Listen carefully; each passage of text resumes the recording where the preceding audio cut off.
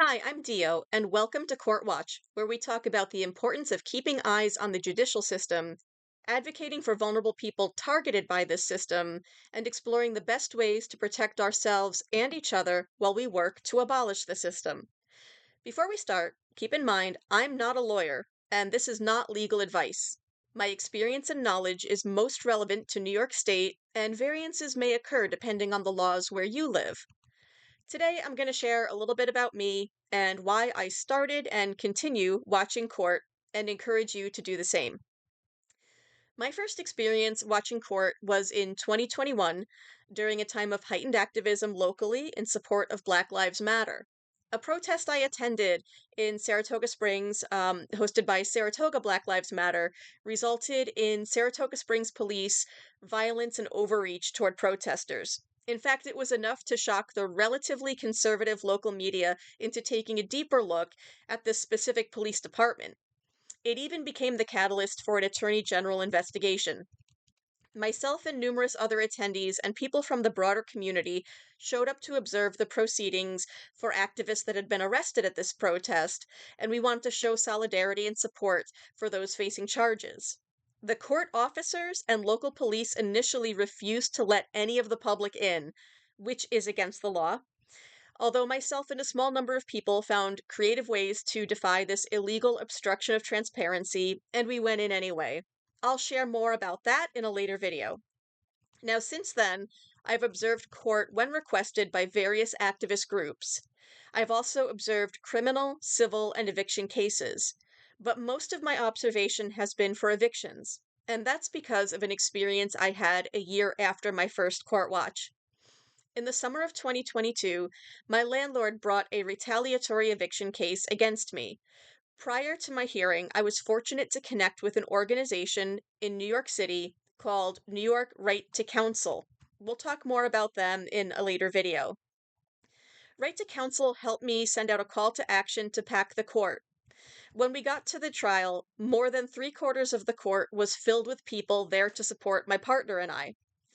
We endured a 4-hour trial, and by the way, that's very rare. And during this time, my landlord and his witnesses lied on the stand. My landlord even blatantly interrupted the judge a few times and appeared to tamper with a witness right in front of the judge's face. Based on what I've seen observing court since then, I'm convinced that despite having an excellent lawyer, a ton of evidence to refute my landlord's claims, and despite my landlord's claims being baseless, our winning this case was not a foregone conclusion. Things could have gone very badly if so many people had not shown up to hold the system accountable. I believe this because I've seen it happen to other tenants. After this experience, I realized the importance of observers in the courts and began attending eviction hearings as much as possible. Now, I want to be clear, this doesn't mean that eviction hearings are more important to observe than criminal hearings. Ideally, I would want people observing every court case, but there is a specific reason that I tend to focus a little more on eviction hearings when I have the availability, and I'll get to that in a moment. The things that I've seen, even in city courts where judges actually have law training, were shocking. Judges decide cases in a matter of minutes, often displacing elderly, disabled, and low income people and families without even giving them the time of day. The reason I began focusing on eviction cases is because, unlike criminal cases where you have a right to an attorney, remember, like any show you've seen where somebody reads the Miranda warning, or gives somebody their Miranda rights, there's that part about, you have a right to an attorney. If you can't afford an attorney, one will be provided for you. And again, I'm not a lawyer. It might not be Miranda. I might be quoting the wrong thing, but we've all heard that soundbite. We've heard that snippet before.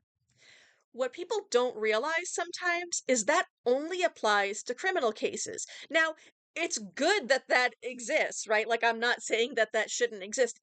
And part of the reason that that applies to criminal cases is because it's in the Constitution that if you're facing charges that could impinge on your freedom, if you're at risk of losing your freedom, you have a right to an attorney. That's a good thing. You should have an attorney. What the Right to Counsel and other organizations and groups like this are saying is that basically, yeah, that and also for tenants. Because even though, when we look at it like to the letter, losing your home is not quite the same as losing your freedom and being imprisoned.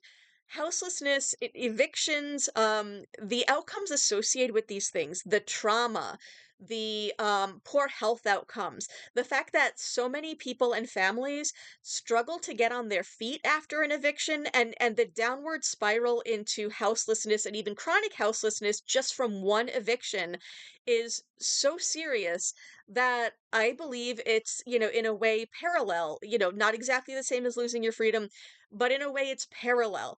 The implications are so severe that the movement to ensure that tenants have a right to counsel is based on that understanding that this isn't just a matter of like, oh, bummer, you have to move now, particularly during an affordable housing crisis.